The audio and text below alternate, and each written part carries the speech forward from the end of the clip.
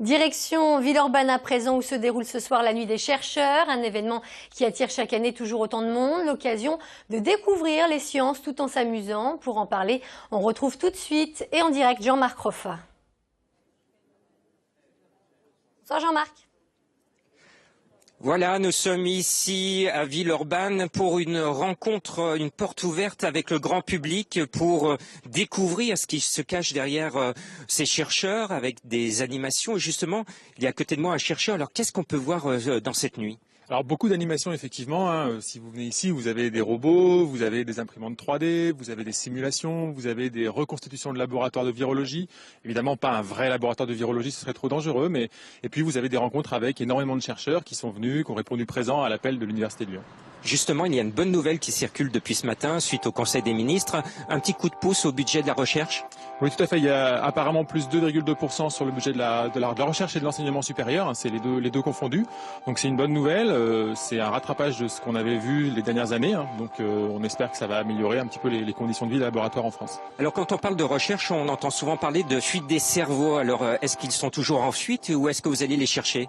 Alors c'est une expression que j'aime pas trop, la fuite des cerveaux, parce que d'abord c'est normal qu'un chercheur aille à l'étranger pendant une partie de sa carrière. C'est courant, c'est normal. Ce qui est important, c'est de lui offrir les moyens de revenir de façon efficace et de s'implanter en France et de développer ses recherches en France sur le long terme. Alors est-ce qu'à Lyon, on peut les faire venir et quels sont nos atouts ? Il y a plusieurs atouts. Il y a l'Université de Lyon qui met en place des systèmes de financement pour aider l'aide au retour des chercheurs, la région aussi. Mais je pense que l'atout principal, c'est la qualité des laboratoires lyonnais qui sont, je dirais, qui appellent des chercheurs. Les chercheurs, ils cherchent avant tout à travailler dans des bons laboratoires.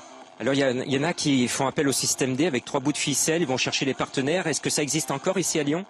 Ça existe partout. En France, oui, la recherche en France n'est pas en très bon état. On ne peut pas dire le contraire. C'est quand même... Mais bon, 3 bouts de ficelle, c'est un petit peu extrême de dire ça. Par contre, c'est vrai qu'on va sans arrêt essayer de chercher de l'argent, essayer de trouver de l'argent auprès des industriels, auprès des agences de financement, etc. Clairement, aujourd'hui, les chercheurs passent beaucoup trop de temps à chercher de l'argent plutôt qu'à faire de la recherche. Ce soir, vous tenez un stand. Qu'est-ce que vous allez montrer au public ?